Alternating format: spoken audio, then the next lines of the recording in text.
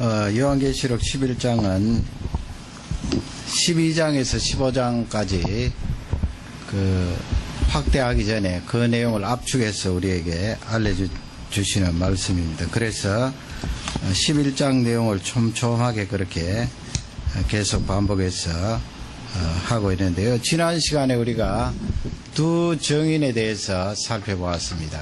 거기 두 정인은 두 사람을 말하는 것이 아니라고 제가 말씀을 드렸습니다. 어떤 사람 모세다, 엘리야다, 또 이단들은 자기 자신이 거기에 두 정인이다, 감람나무다, 그렇게 속여서 이야기하는 교주들도 있습니다만은, 여기서 말하는 두 정인은 두 사람이 아니고 우리 예수 그리스도로 말미암아 구원함을 받은 하나님 백성들이 모여있는 이 교회가 해야 될 가장 중요한 역할이 증거하는 거 아니에요. 그래서 두 정인, 신명기에 나와있는 말씀처럼 예수 그리스도를 신실하게 증거하는 정인이다 해서 교회의 역할을 강조하는 것이 바로 두 정인이 되겠습니다. 그러므로 이 두 정인은 우리 자신이 되고 교회가 된다 하는 것을 꼭 잊지 마시기를 바랍니다. 3절 말씀에 가면 오늘 읽은 대로요, 이 두 정인에게 권세를 주셨다, 그렇게 말씀이 기록되어 있습니다. 권세를 주셨다. 신약 성경에 권세라고 말씀할 때 세 가지가 있습니다. 그 첫째는 이적이라고 말하는데요. 우리 번역에 이적, 그 헬라어 단어로는 각각 다르게 되어 있는데, 이적이라는 말씀은 깜짝 놀랄 만한 그런 일이라는 것입니다. 미러클이라 그러지요. 깜짝 놀랄 만한 일. 누가복음 13장 11절 12절에 보면 거기에 예수님께서 이적을 행하시는 내용이 나와 있는데요. 우리 다 같이 한번 받들어 읽도록 하겠습니다. 다 같이 읽겠습니다. 18년 동안을 귀신 들려 앓으며 꼬부라져 조금도 펴지 못하는 한 여자가 있더라. 예수께서 보시고 불러 이르시되 여자여 내가 내 병에서 누워 하시고. 예, 거기 보면 18년 동안 예수님 앞에 나온 한 여인을 기록하고 있는데, 꼬부라졌다 그렇게 되어 있는데 허리가 이렇게 아마 굽어져서 펴지를 못했나 봅니다. 그 18년 동안 그렇게 고생하고 그 질병으로 신음했는데 예수님께서 한순간 고쳐주신 그 놀라운 일, 깜짝 놀랄 만한 일, 그것을 이적이라 그럽니다. 예수님께서 행하실 놀랄 일. 어떤 번역에는 보면은 그냥 숨 쉬다가 숨이 딱 멈출 정도로 굉장히 놀라운 일, 그렇게 되어 있습니다. 두 번째 이제 권세는 표적이라 그럽니다. 요한복음 2장에도 나와 있는데요. 이 표적이란 말을 쓸 때는 그 오병이어 여러분 아시죠? 물고기 2마리, 보리떡 5개로 5,000명 이상 먹이신 예수 그리스도의 그 권능, 능력. 그렇게 예수님께서 행하신 그 기적은 표적이라 그럽니다. 표적.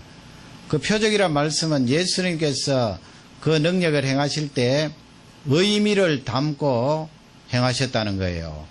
배고픈 그 백성들을 먹이시기 위한 것만 아니고 예수님께서 거기서 나타내신 의미는 바로 예수님 자신이 생명의 떡이다 하는 것을 그 의미로 기적을 행하신 거예요.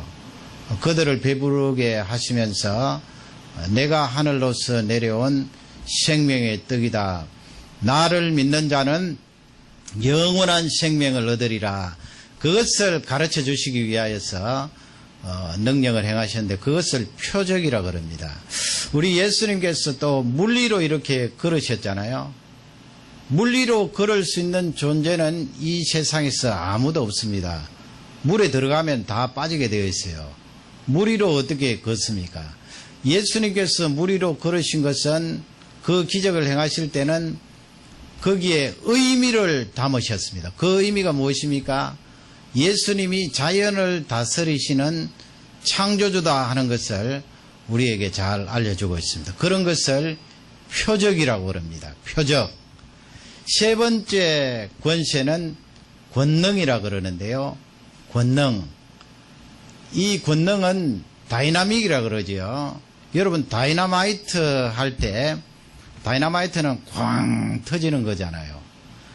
굉장한 힘을 가지고 폭발이 되는데 우리 사람들은 가히 그 폭발하는 그 힘에 감당을 할 수 없는 거예요. 그래서 이 권능이라는 것은 마치 다이너마이트가 폭발하듯이 굉장한 힘으로 그 능력을 나타내는 것을 권능이라고 합니다. 사도행전 1장 8절에 보면 성령이 너희에게 임하시면 그 다음에 뭐예요? 너희가 권능을 받고 할 때 그 권능은 그냥 추상적인 힘이 아니고요. 마치 다이너마이트가 폭발하듯이 성령의 능력이 우리에게 임하면 그렇게 굉장한 힘으로 능력을 드러낸다 하는 것을 우리에게 알려주고 있습니다. 그러므로 신약 성경에 권세라고 말할 때 이 세 가지를 다 포함하고 있는 거예요. 지금 11장 3절에 권세를 두 정인에게 주었다 이 말씀은 이 세 가지를 포함하고 있는 것입니다. 이적, 표적, 권능 이것을 하나님의 교회에게 주셨다 이 말씀이에요. 우리에게 주셨다는 말씀이죠. 그래서 그 내용을 구체적으로 오늘 두 가지 정도 살펴보기를 원합니다. 첫 번째 살펴볼 것은 예언하는 거예요. 우리 3절 말씀을 다 같이 한번 읽도록 하겠습니다. 3절입니다. 내가 나의 두 증인에게 권세를 주리니 저희가 굵은 베옷을 입고 1260일을 예언하리라. 예, 거기 보면 1260일이라고 되어 있는데 3년 반인데 그건 12장에 가서 하도록 하겠습니다. 1260일 동안 뭘 한다고 기록을 했습니다. 예언하리니 그랬습니다. 예언. 하나님께서 두 정인인 우리에게 하나님 교회에게 권세로 주신 구체적인 것이 바로 예언하는 거예요. 여러분 여기서 예언하는 것은 점쟁이가 점 보는 것처럼 미래의 어떤 사건을 알아맞추는 그런 예언이 아니에요. 그렇게 생각하면 안 돼요. 성경 말씀에 나오는 예언하리라 이 말씀 뭐 이사 가는데 이사 날짜 잡고 또 학교 가는데 어느 학교에 가면 좋겠습니까? A라는 학교, B라는 학교 하나님 선택하게 해주십시오. 그렇게 어떤 미래의 일을 점쳐서 더 좋은 것을 우리가 선택하는 물론 기도의 응답으로 그렇게 우리가 응답을 받을 수 있습니다만은 점쟁이가 점을 쳐서 선택하는 그런 예언이 아니라는 것을 성경 말씀을 통하여 우리는 분명하게 알아야 됩니다. 그러면 여기서 예언하는 권세를 우리에게 주셨다고 했는데 그 예언하는 권세가 구체적으로 무엇인가요? 그것이 바로 5절 6절에 나와 있습니다. 먼저 5절 말씀을 한번 다 같이 읽도록 하겠습니다. 만일 누구든지 저희를 해하고자 한즉 저희 입에서 불이 나서 그 원수를 소멸할지니 누구든지 해하려면 반드시 이와 같이 죽임을 당하리라. 예, 거기 입에서 불이 나간다고 그랬지요. 그러면 뭐 우리가 드래곤이 되어서 상상의 동물입니다만은 입에서 막 불을 토하고 또 나를 괴롭히고 해하는 자를 사릅니까? 우리가 입에서 막 불을 토하면서 사르는 그런 권세가 우리에게 주어진다는 말씀입니까? 성경이 그렇게 말씀하지 않겠지요. 구약 성경에 보면은 입에서 불을 내는 그 말씀을 상징적으로 그렇게 알려주는 말씀이 있어요. 예레미야 23장 29절을 우리 다 같이 읽도록 하겠습니다. 다 같이 읽겠습니다. 나 여호와가 말하노라 내 말이 불같지 아니하냐 반석을 쳐서 부스러뜨리는 방망이 같지 아니하냐. 예, 23장 29절에 보면 하나님의 말씀이 불같지 아니하냐 그렇게 말씀을 하고 있습니다. 그러므로 5장에 나와 있는 그 불은 하나님의 말씀과 연관되어 있다는 것을 우리에게 잘 알려주고 있습니다.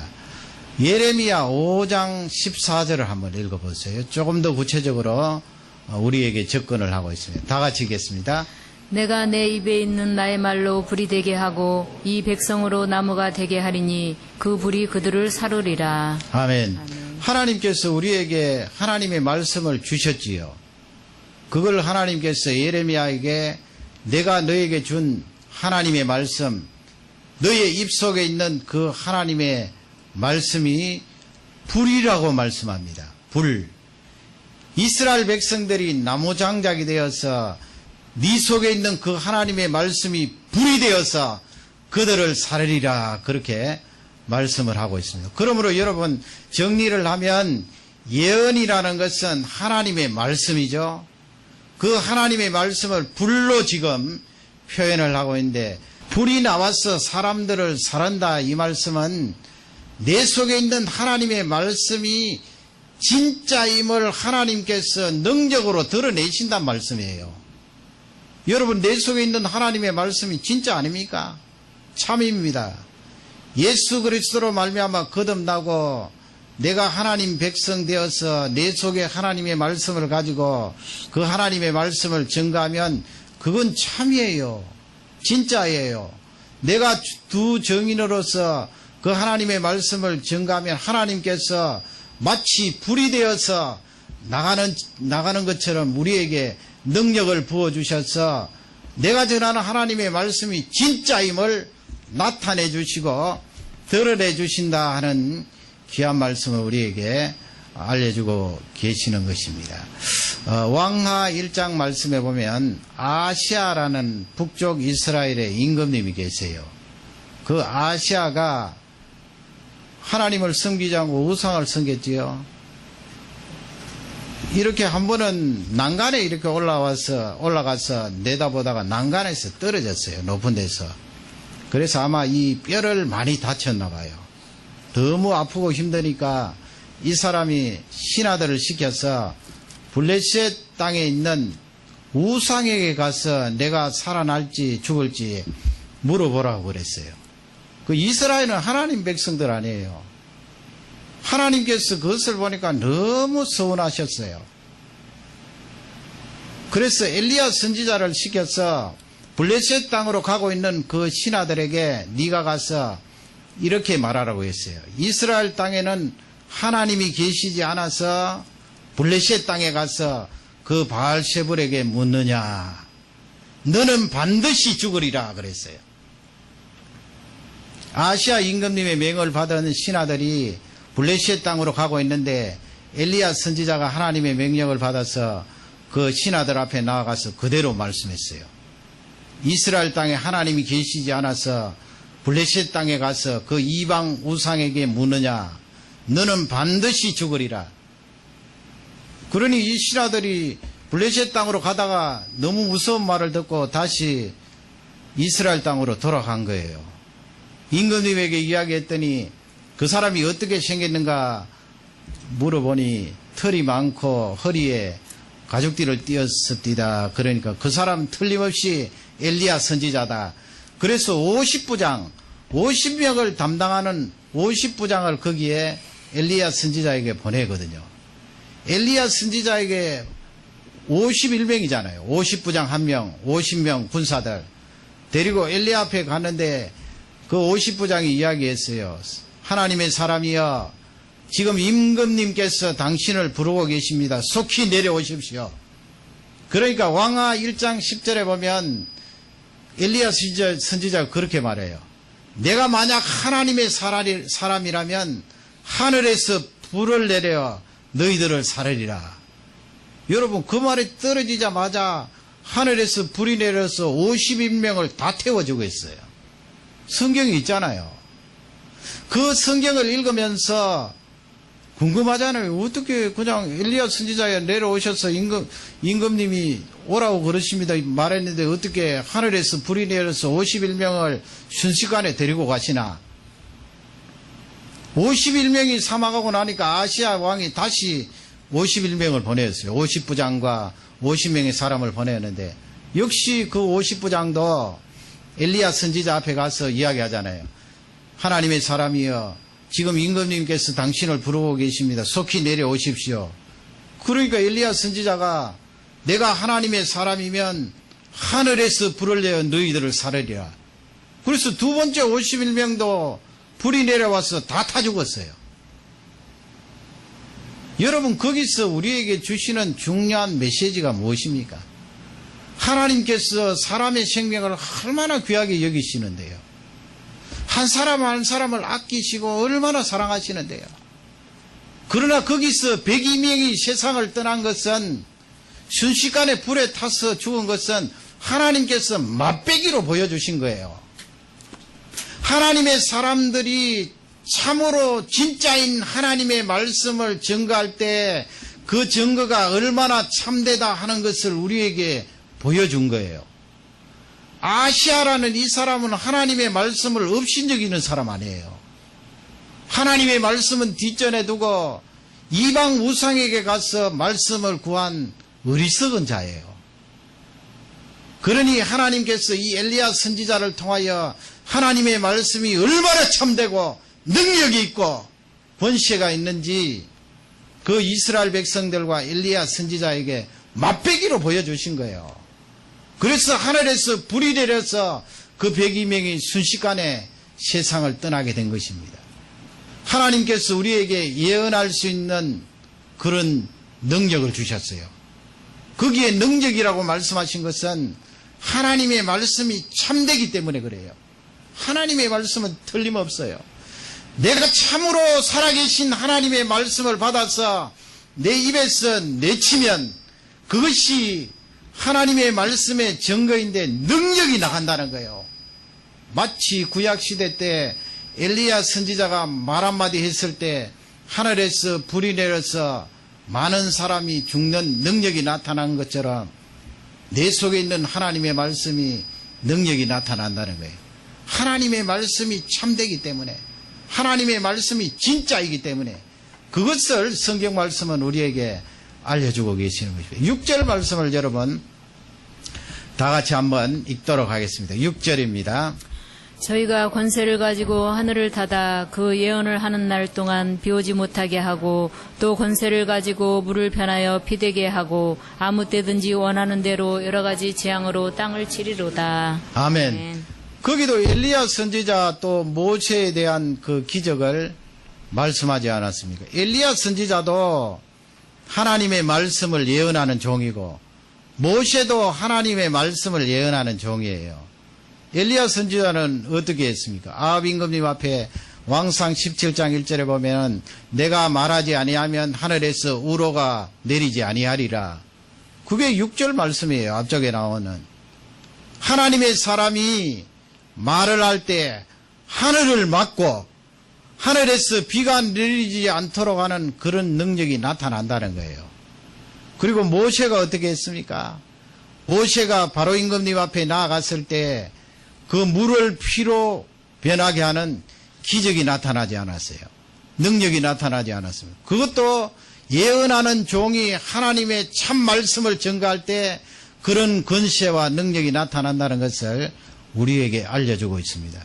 그러므로 하나님께서 우리에게 주신 권세는 예언하는 권세입니다.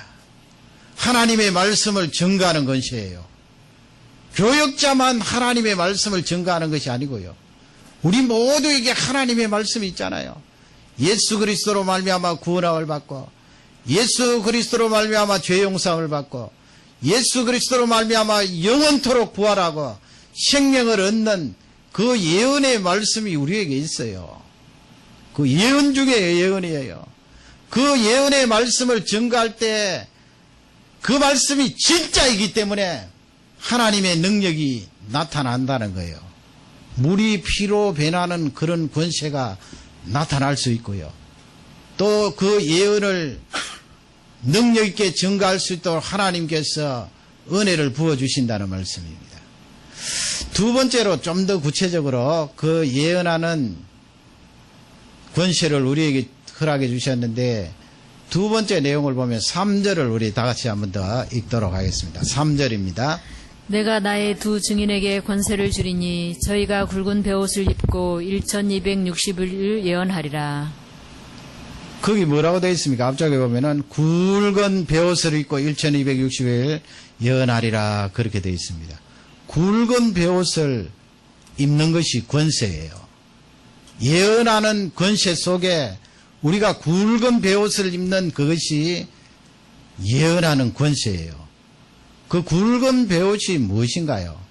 예수님께서 굵은 베옷에 대해서 말씀하시면서 마태복음 11장 21절에 보면 말씀을 다 같이 읽겠습니다. 화가 있을진저 고라시나 화가 있을진저 벳세다야 내가 너희에게 행한 모든 권능을 두로와 시돈에서 행하였다면 저희가 벌써 베옷을 입고 제에 앉아 회개하였으리라. 그 고라신과 벳세다가 나오지요. 굉장히 강팍했던 고라신과 벳세다 지역 이름을 말하죠. 그쪽에 사는 백성들, 예수님의 권능과 기적과 말씀을 보고도 믿지 않는 그 백성들, 돌이키지 않는 그 백성들을 향하여서 내가 만일 두로와 시돈, 여러분 시돈 하면은 우상 천지 아니에요. 우상의 소굴인 시돈에 가서 이 말씀과 권능을 행하였으면 그들이 뭐라고 그랬습니까? 굵은 베옷을 입고 죄를 뒤집어 쓰고 회개했을 것이다 말씀하고 있습니다. 그러므로 굵은 베옷이라는 것은 회개와 연관되어 있습니다. 회개와 연관되어 있어요. 굵은 베옷이 구약시대부터 쭉 보면은 하나님 앞에 회개할 때 굵은 베옷을 입습니다. 그림을 보셨을 텐데 이 배는 뭐 가는 배도 있습니다만은 굵은 배는 실제적으로 우리가 일상생활 하는데 입는 옷은 아니지요. 거칠거칠하기 때문에 살갗에 대이면 피부가 상하기 쉽습니다. 그러므로 이 굵은 베옷은 심히 애통해 하거나 또 가까운 사람이 세상을 떠났을 때 굵은 베옷을 상복으로 입잖아요. 구약시대에는 하나님 앞에 내가 무엇을 잘못했습니다 회개하고 통회할 때 그 통회하는 나의 마음을 하나님 앞에 드러내기 위하여 굵은 베옷을 입어요. 내 몸이 상할 정도로 아파할 정도로 하나님 아버지 내 마음이 아프고 하나님 앞에 통회합니다. 굵은 베옷을 입습니다. 회개하는 걸 말해요. 이사야 선지자도 굵은 베옷을 하나님께서 입으라고 말씀하셨습니다. 이스라엘 백성들, 유다 백성들이 회개하지 않을 때 선지자를 향하여서 그 회개하는 상징으로 굵은 베옷을 입으라고 말씀했습니다. 그래서 이사야 선지자는 하나님의 그 보좌를 바라보면서 하나님 아버지 나는 망하게 되었습니다. 나는 이 입술이 부정한 사람입니다. 하나님 앞에 회개했지요. 사도 베드로도 여러분 어떻게 했습니까? 예수님 앞에 예수님 나를 떠나주십시오. 나는 죄인입니다. 사도 바울은 뭐라고 말씀했습니까? 하나님 아버지 나는 죄인 중에 괴수입니다. 이 세상의 죄인 중에 내가 가장 우두머리입니다. 그러므로 구약 성경이나 신약 성경이나 신실한 하나님의 백성들은 회개합니다. 회개할 때 내 마음의 간절한 심정을 나타내기 위하여 베옷을 입기도 합니다. 죄를 뒤집어 쓰기도 합니다. 유다 백성들이 말이죠. 바벨론 포로에서 돌아왔을 때 느헤미야 9장 1절을 한번 보세요. 우리 느헤미야 9장 1절을 다 같이 읽도록 하겠습니다. 그달 24일에 이스라엘 자손이 다 모여 금식하며 굵은 배를 입고 티끌을 무릅쓰며 모든 이방 사람과 절교하고 서서 자기의 죄와 열죄의 허물을 자복하고 백성들이 그랬죠. 굵은 베옷을 입고 하나님 앞에 철저히 회개하는 유다 백성들을 볼 수가 있습니다. 그러면 이 굵은 베옷이 왜 우리에게 권세가 되나요? 왜 능력이 되나요? 여러분 내가 예수 그리스도를 만나고 회개한다는 것은 기적 중에 기적이에요. 질병 낫는 것만 기적이 아니고요. 내가 복을 받아서 물질의 큰 부유한 자가 되는 것이 그것만이 기적이 아니고요. 내가 예수 그리스도를 체험하고 회개하는 것이 기적 중에 기적이에요. 내가 죄가 생각나고 내 죄 때문에 예수 그리스도의 십자가 앞에 무릎을 꿇고 하나님 앞에 죄인임을 고백하는 것이 기적 중에 기적이에요. 그러므로 두 정인인 나, 우리 교회는 회개하는 이 권세를 받은 존재예요. 점점 여러분 문명이 발달되고 이 상담이나 심리학이 들어오고 또 인간을 존중하는 인본주의가 팽배해지면 회개에 대해서 자꾸 희석되어요.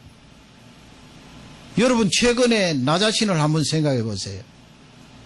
하나님 앞에 무릎을 꿇고 진실되게 내 모습을 보면서 회개해 보신 체험이 있으신가요?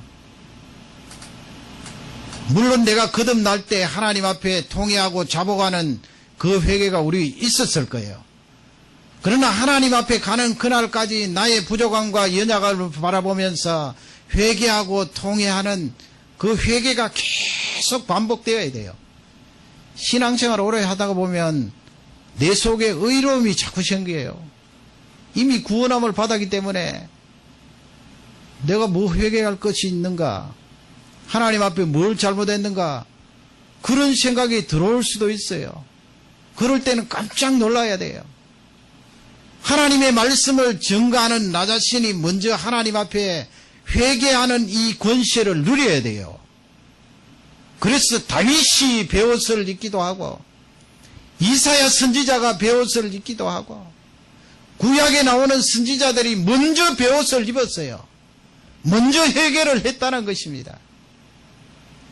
회개하는 것이 얼마나 큰 권세인가요? 그렇게 이사야 선지자처럼 내가 망하게 되었습니다. 나는 입술이 부정한 사람입니다. 그렇게 고백하고 나면은 그 다음에는 그 말에 능력이 나가요. 회개한 나 자신이 정인이 되어서 예수 그리스도를 증거하면 그 말을 받은 사람들이 회개를 해요. 그 말을 받은 사람들이 하나님 앞에 자복하고 통회하는 것입니다. 그러니 여러분 그것이 권세가 아닌가요? 예수 그리스도가 오실 때가 가까우면 점점 사람들이 강팍해져서 회개를 하지 않습니다. 그러나 하나님 앞에 회개한 나 자신이 회개를 선포하면 그 말을 들은 백성들이 회개하고 하나님 앞에 돌아옵니다. 요나 선지자가 니느웨 성읍에 다니면서 다른 말을 했습니까? 40일 뒤에 이 성이 멸망을 당할 것이다. 회개하시오. 그 말에 니느웨 성읍에 있는 그 강팍한 자들이, 그 악한 자들이 회개하지 않았어요. 죄를 뒤집어 쓰고 베옷을 입고 짐승들까지 금식을 하면서 회개를 했습니다. 요나가 먼저 회개하고 그 선지자가 회개의 권세를 가지고 니느웨 성읍에 가서 회개의 메시지를 전할 때 니느웨 성읍이 회개했던 것입니다. 요나가 처음에는 회개하지 않았잖아요. 물고기 뱃속에 들어가서 자기 자신이 잘못됨을 하나님 앞에 고백하고 회개하고 육지로 나와서 그 말씀을 증거하잖아요. 그러므로 이 베옷을 입는 회개는 말씀을 전하는 교회가 가지고 있는 권세예요. 그 말씀을 들을 때 수없이 많은 사람들이 회개하고 하나님 앞에 돌아온다는 권세 있는 말씀입니다. 여러분 말세가 되면 나는 회개하지 않고 예수님 믿는 나는 회개하지 않고 이 세상 사람들을 바라보면서 저 사람들은 멸망을 받을 사람이야. 그렇게 흑백 논리로 빠질 수가 있어요. 그런 우리들에게 주시는 중요한 메시지입니다. 증거하는 이 두 정인인 교회는 이 세상을 바라볼 때 연대적인 책임이 있어요. 이 세상에 저질러지는 그 죄악이 전부 그들의 잘못이 아니라는 것입니다. 하나님 교회 두 정인에게도 책임이 있다는 거예요. 증거하는 삶을 게을리할 때 그 책임이 교회에 있다는 것입니다. 우리는 자꾸 하나님이 우리에게 주시는 메시지는 그 방법론을 따지지 말라는 거예요. 네가 이 세상에 나가서 이 죄악 많은 세상에 두 정인으로서 어떻게 그 증거를 감당했느냐, 그것을 우리에게 알려주시는 말씀이에요. 증거했는 자 이 말씀이에요. 하나님의 교회가 연대적인 책임이 있다는 것을 에스겔서 3장 17절 18절은 우리에게 잘 알려주고 있습니다. 에스겔서 3장 17절을 우리 다 같이 한 음성으로 봐드리겠습니다. 인자야, 내가 너를 이스라엘 족속의 파수꾼으로 세웠으니 너는 내 입의 말을 듣고 나를 대신하여 그들을 깨우치라. 가령 내가 악인에게 말하기를 너는 꼭 죽으리라 할 때에. 깨우치라 그러죠. 나를 대신하여. 두 정인 아닙니까? 가장 중요한 역할이에요. 그들을 깨우치라. 18절 말씀 다 같이 겠습니다. 내가 깨우치지 아니하거나 말로 악인에게 일러서 그 악한 길을 떠나 생명으로 구원케 하지 아니하면 그 악인 그 악중에서 죽으려니와 내가 그 것을 내 손에서 찾을 것이고. 아멘. 증거하지 아니하면 그들은 죽지요. 회개하지 않았으니까 영원한 불못으로 들어갑니다. 그러나 그 핏값은 우리의 손에서 찾는다고 그랬습니다. 여러분, 하나님께서 우리를 왜 증인으로 삼으셨습니까? 하나님께서 관건적인 능력으로 그들을 회개시킬 수도 있잖아요. 그들을 바꾸실 수도 있어요. 왜 우리를 이 세상에 집어넣어서 하나님의 증인으로 삼으셨습니까? 하나님께서 영광 받으실 때 그 영광을 우리와 나누시겠다는 거예요. 하나님께서 독자적으로 이 세상의 많은 사람들을 회심시키고 그들을 돌아오게 하시면 하나님 영광 받으시죠. 그러나 우리는 그 속에서 그 영광에 빠지잖아요. 그러니 하나님께서 그 영광을 받으실 때에 우리도 같이 영광을 받게 하기 위하여서 증인으로 삼으신 거예요. 증인으로서 하나님 앞에 쓰임 받을 때 어느 것이 효율적인가? 그것을 따질 문제가 아니에요. 내가 증거를 했느냐? 그들에게 회개를 선포했는가? 그것을 따지고 계시는 거예요.